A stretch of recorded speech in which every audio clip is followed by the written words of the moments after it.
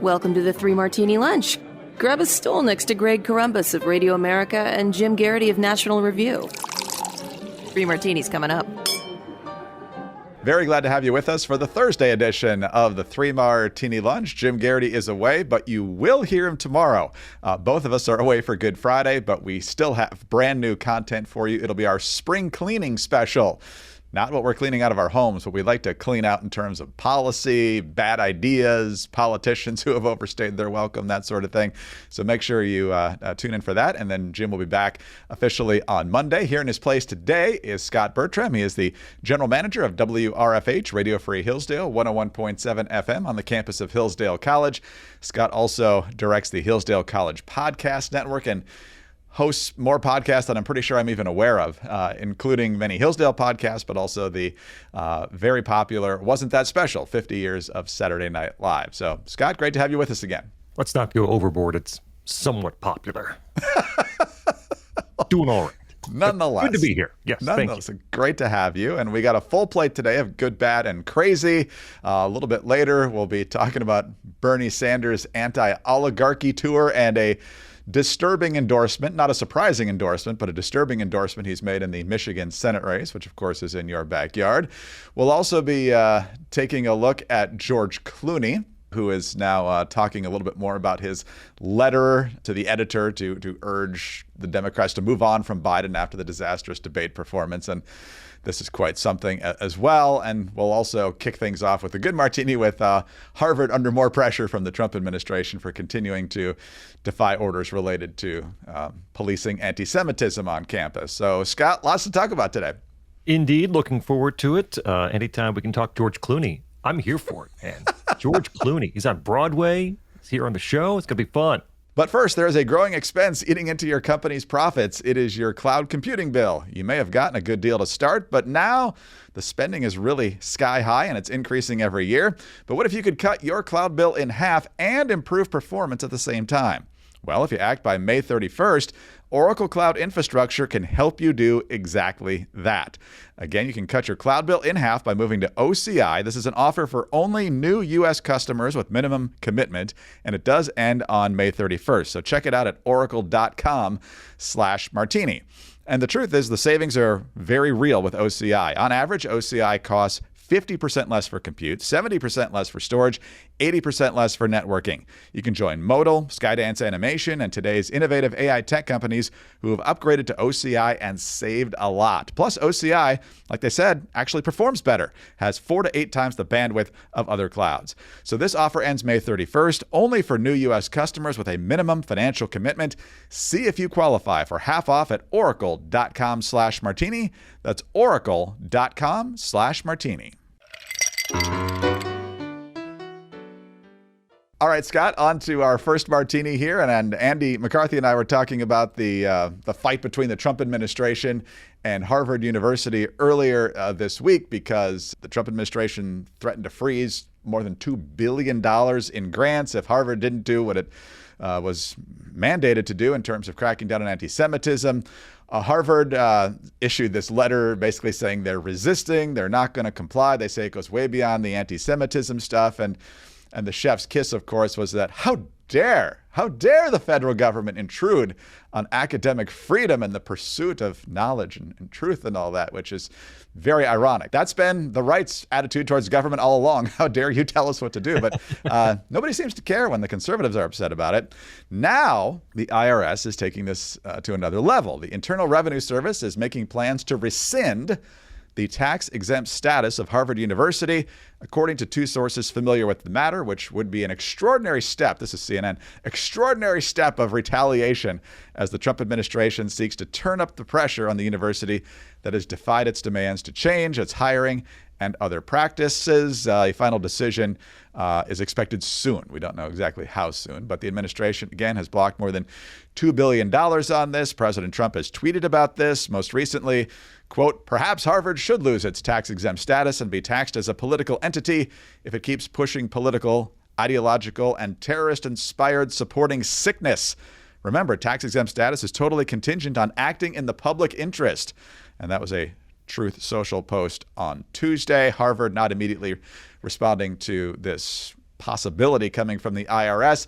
Scott, I've seen some people cheering this on social media. I've seen some people saying, be careful what you wish for. You could get a Democratic administration that could do this too, Hillsdale, for example. And so you might not want the federal government to get that aggressive. Others saying this is long overdue. Time to tax the endowments, time to remove the tax-exempt status. So what do you think?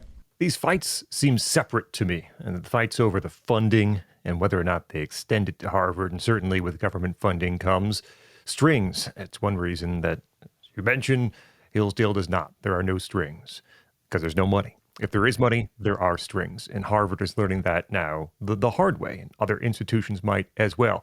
That seems to be one fight. And this tax-exempt fight seems to be certainly maybe a parallel fight, but a different.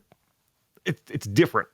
501c3 organizations have to be religious, charitable, scientific, educational, exclusively those things, and not organized for the benefit of private interests. So this is almost a different fight, I think. And I think legally, I'm no lawyer, reading a bit, it's a much tougher case to make, I think. You can go to the public and say, Harvard doesn't need this money. Harvard has an endowment of $50 billion. The writer Greg Easterbrook has been writing about this for years in various places. And a decade ago, when Harvard's endowment was only $36 billion, he pointed out that at 5% each year, which you can withdraw without touching the principal, that generates $1.8 billion per year. That's $2.6 million per student, which is 50 times the cost of attending Harvard. So they get offered free tuition for everyone at Harvard and have plenty of money left over.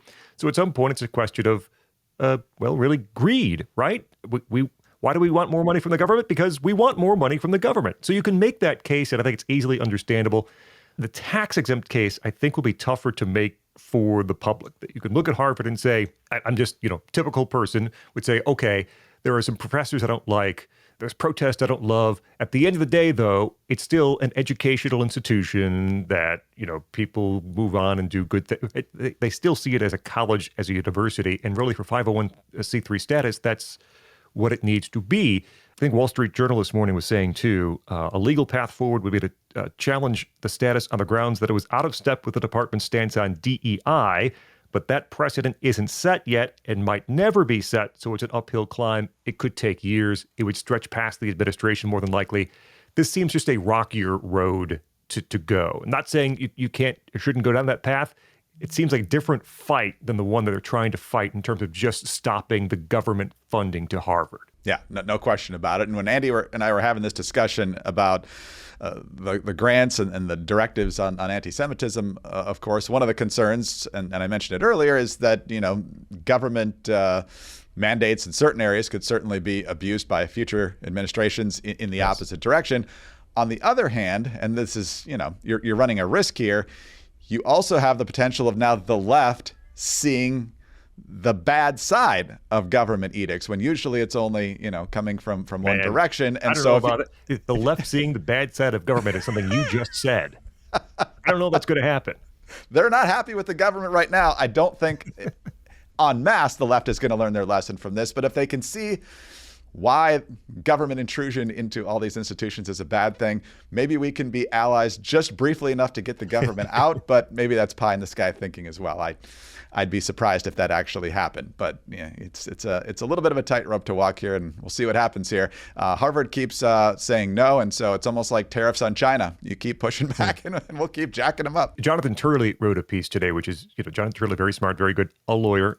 I'm not, but saying this is not a great idea. And so he's got sort of the anti-case here to don't do the tax-exempt thing. One thing I note is you said, a future Democratic administration could come after other schools, could go after churches. Mm-hmm. If this is a precedent that is set, we do have the Bob Jones precedent from 40 years ago or so that is already set in terms of civil rights violations, which are alleged at Harvard. One thing I'd say too is there are some on the right who would say, look, whether we do this now or not, Democrats are still going to come after churches in the future. They're heading down that path. They're way too far down that road to turn around now. Eventually, they're going to come to that point where they say, well, we're going to take away tax-exempt status of churches no matter what. So if we know they're going to do that anyway, let's do this same thing now. It's not going to affect the future behavior. So I can see, I hear that argument out there as well. It's a dicey one because this would give them a precedent to do it with potentially less pushback. The media would be on their side anyway. And if they kill the filibuster in the Senate, then there's not much stopping them if they get in that position with the majority at some point. So will they do it anyway? Will we give them the excuse to do it anyway? Will it make it easier? Very, very interesting to see. But you're right. The left will abuse this in every single way possible if this goes forward. So we'll see what happens next. Today's podcast is sponsored by BetterHelp, and keeping track and keeping up with your mental health is just as important as your physical health. But some people are reluctant to do it for a number of reasons, and some of those reasons are financial. Traditional in-person therapy can cost anywhere from $100 to $250 per session, which definitely adds up fast. But with BetterHelp Online Therapy, you can save on average up to 50% per session. With BetterHelp, you pay a flat fee for weekly sessions, which saves you big on cost and on time. Therapy should feel accessible, not like a luxury. And with more than 30,000 therapists, BetterHelp is the world's largest online therapy platform, having served more than 5 million people globally. It's also very convenient. You can join a session with just the click of a button, helping you fit therapy into your busy life. Plus, you can switch therapists at any time. Your well-being is worth it. Visit BetterHelp.com/3ML to get 10% off your first month. That's BetterHelp, HELP.com/3ML. All right, Scott, let's move to even further to the left, potentially, than Harvard University when it comes to politics, and that's Bernie Sanders. He and AOC are in this anti-oligarchy tour, which is very ironic since there are now reports that Bernie Sanders is flying around the country doing this on private jets to the tune of more than $200,000. So just like the socialists in countries that actually went socialist, living large on other people's money. Big surprise, while other people are expected to sacrifice. But he's also made his first endorsement now, and it's in the Michigan Senate race. The seat is open. Gary Peters is retiring. For the most part, the most prominent Democrats in the state have said no, from Pete Buttigieg to the statewide elected officials to at least one, maybe two members of Congress. I think there is one state legislator who's in the race. But now Bernie Sanders is endorsing physician Abdul El-Sayed, saying, quote, "This is an unprecedented moment in American history." Jim does this impression better than I do. "We need an unprecedented response. We need candidates who are prepared to stand up for the working class of this country and take on oligarchy.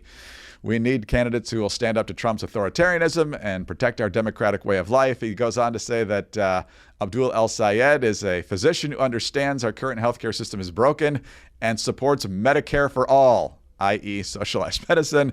He also understands that we have a corrupt campaign finance system, which allows billionaires and super PACs to buy and sell politicians. He will vigorously fight to overturn Citizens United.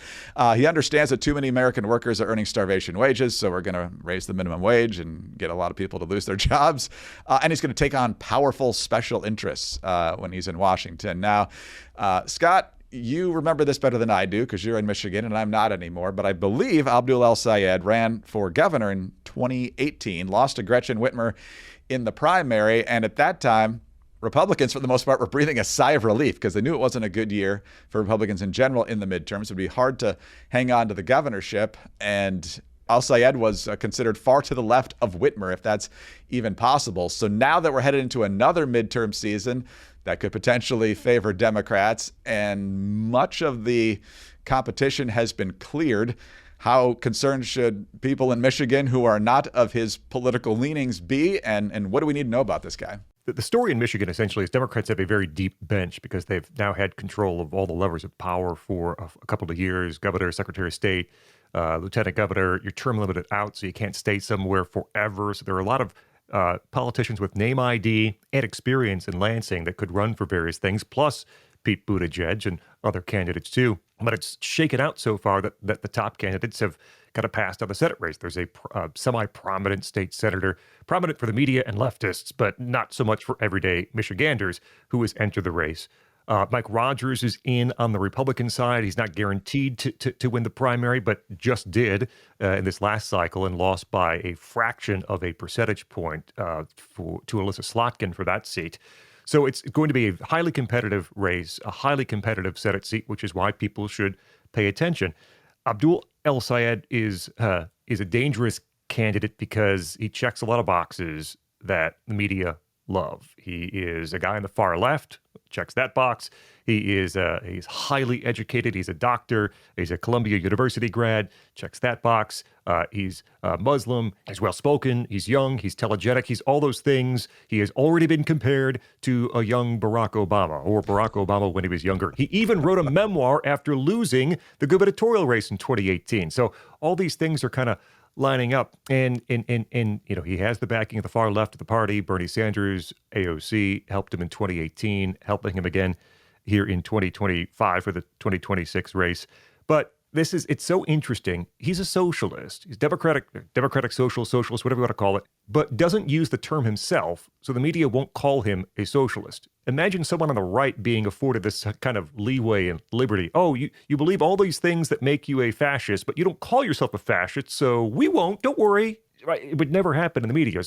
But they don't call him a socialist. But as you mentioned, he wanted Michigan in this campaign in 2018 to create its own universal healthcare, government-run universal healthcare system, wanted to provide free college education for everybody, wanted to issue a moratorium on cutting off water if you didn't pay your water bills, things like that. He's an abolish ICE guy, wore a T-shirt. There's pictures out there. Could come back to haunt him, maybe, to make it through a primary. He helped lead the uncommitted effort here in Michigan to not vote for Joe Biden last time around. And Dave Weigel over at Semaphore, who does a really good job covering the left, a guy who covers the left from the left very well. I want to give Dave Weigel credit. He has a quote in this piece this morning. Doesn't use the word genocide, but El-Sayed says, when you eliminate a group of people from a particular place for political reasons, that has a definition. So he's leading you to think of the word without saying the word, much like he's leading you to think he's a socialist without saying the word socialist. So if all this stuff happening, there's no clear front runner. He's going to have energy behind him. He's going to have the experience of previously running a statewide race behind him as well. So there's a lot of reasons that he's a serious candidate and should be feared by both Democrats, who might be getting in the Senate race, and also Republicans who might have to face him in November 26. Do you expect the media to fangirl over this guy before the primary, or only if he wins it? Will he turn into Beto or pre-2004 Obama? That's an interesting question, because one of the other candidates in the race right now is Mallory McMorrow, who's a state senator, and she's the one I alluded to being very big on the left and in the media. I repeat myself. But she had this, she's big on transgender. She had this big 5-minute transgender speech on the floor in Lansing that went viral maybe a year ago or so. So you kind of have these competing far left interests battling it out in the Senate. I'm not sure if the media will decide to embrace one or the other, or just, both. That's possible too. Which one do you think would be tougher to beat? At this point, I would tend to think El-Sayed. And that's just, we're 18, whatever we are. We're a long way away.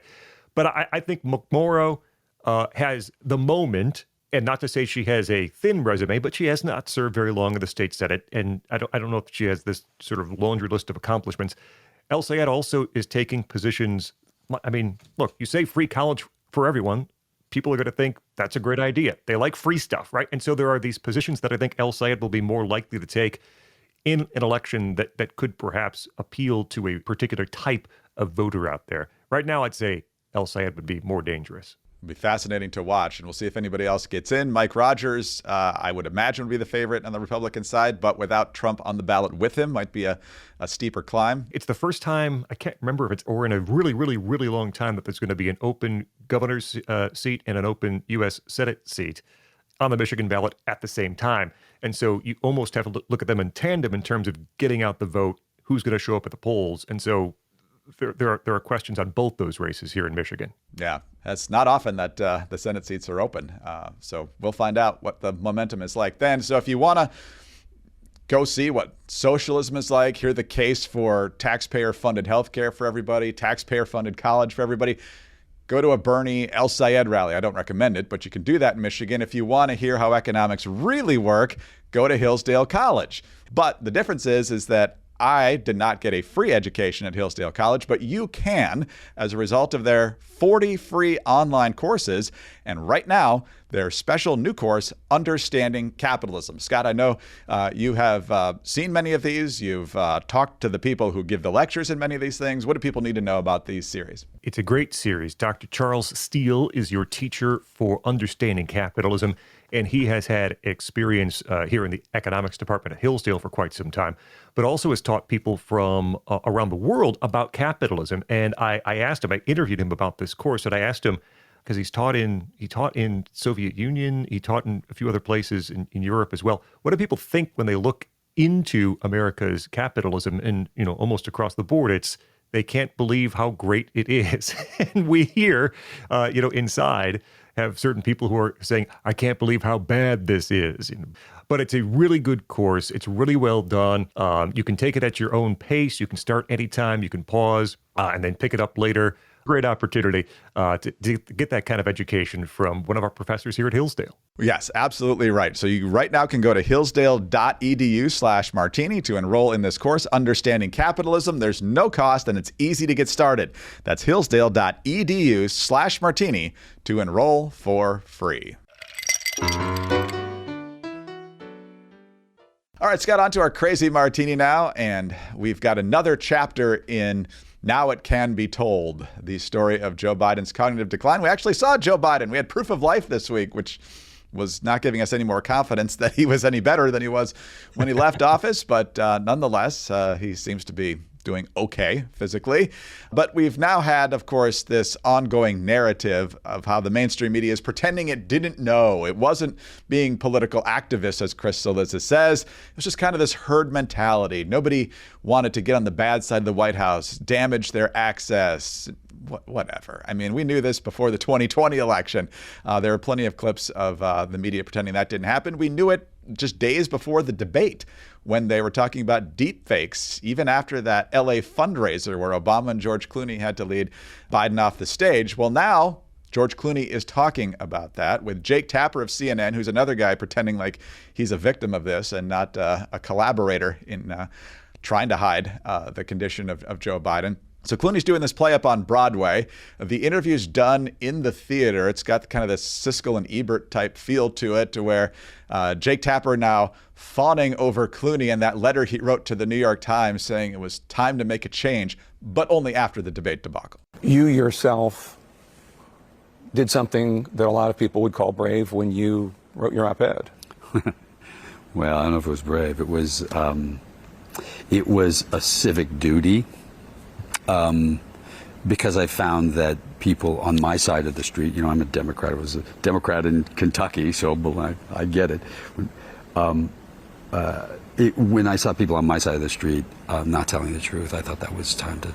Are people still mad at you for that? Some people, sure. Find someone who loves you as much as George Clooney loves George Clooney. So once again, he's acting like he had no idea. Didn't write this letter between the fundraiser and the debate. It was only after Obama and Pelosi and Schumer already had the ball rolling here, and pretending like it wasn't blatantly obvious to everyone like it was to us for the previous 4 years. So, Scott, the gaslighting continues apace. What do you make of it? Yeah, there's not a whole lot more to say, I suppose, but we can still say a few things. One, I just sit back and laugh. George, a lot of people say you're awesome and you're the best actor to ever live, and that you're totally brave. There's no question there, by the way. You notice he just says it.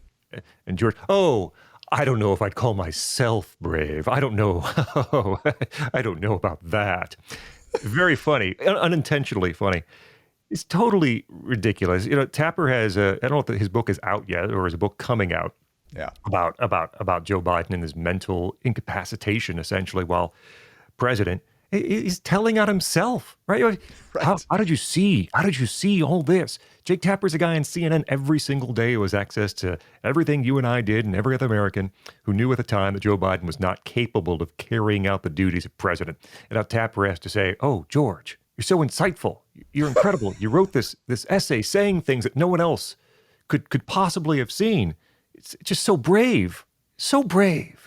Again, in a way, telling on himself, and George Clooney saying things that everyone outside the bubble knew already. There should be nothing to note about it. And again, this concept of being brave. George Clooney is set for life. George Clooney can do whatever he wants. George Clooney can fund whatever he likes for now until the end of time. Is that really brave? Is it brave when there's nothing really on the line for you except maybe not being friends anymore with Steven Spielberg or whoever might be out there? Nobody, by the way, in the media says J.K. Rowling is brave for taking her stance. And she's in the same situation, which is she could care less what people say. She can do whatever she wants. She has all the money in the world and has written her books. And for her to step out like this, nobody says it's brave. I guess George Clooney is brave. George Clooney, man, he could be penniless on the streets of New York for the reaction to this op-ed. And yet he decided to print it anyway. He decided to send it in to that newspaper anyway and have it printed. Very brave, that George Clooney. Yeah, I mean, I don't think it's going to damage your career when your basic goal is, I don't think the Democrats will win if this guy's still the nominee, so we need to replace him. Most Democrats, I think, are going to support that. I think most of them agreed with it, which is why they all had no choice but to feign shock, horror, and we have to do something after the debate when they all obviously knew that that's exactly how Joe Biden was. The only difference is they couldn't hide it, they couldn't spin it. Tens of millions of Americans saw it right in front of their face for an hour and a half or 2 hours, whatever it was, and there's no way to spin it anymore. And you made the point, I believe, my memory is failing. He didn't do this. He didn't do this immediately. It's not like he was at the event the next day. I got to write about this. This is terrible. No, he waited till after the debate. How brave is waiting until a couple months, right? If I'm not mistaken, till after the debate to then say the thing you saw a couple months ago. It was at least a few weeks. Yeah. And I believe Obama and maybe somebody else, after the original criticism of Biden not knowing how to exit the stage came out, I don't know what people are talking about. Biden was fine. You guys are all making this up. This is just a terrible narrative. And cheap fakes. Then we got the deep fakes because he was also wandering off at one of the summits overseas and everything. But the fake shock afterwards and the fact that they're still going with that narrative just tells you everything you know about how much you can trust the mainstream media. So, Scott, fantastic to have you with us today. Thanks as always. Always a lot of fun. Happy Easter to you, and we'll see you soon. Happy Easter. Have a wonderful weekend. Always great to be here. Thank you, Scott. Scott Bertram is the general manager of WRFH, Radio Free Hillsdale, 101.7 FM on the campus of Hillsdale College, where he also directs the Hillsdale College Podcast Network, also the host of several different podcasts, including the Radio Free Hillsdale Hour. I'm Greg Corombos of Radio America. Thank you for being with us today. Please be sure to subscribe to the podcast if you don't already. Tell your friends about us as well. Thanks also for your 5-star ratings and your kind reviews. Please keep those coming. Get us on your home devices. All you have to say is play 3 Martini Lunch podcast. Follow all of us on X. Scott is at Scott Bertram with just 1 T in Scott. Jim is at Jim Garrity. I'm at Greg Corombos. Remember our special spring cleaning episode with Jim Garrity and me tomorrow, and then back to our regular fare. Jim returns on Monday. Have a great Thursday. See you on Friday for the next 3 Martini Lunch.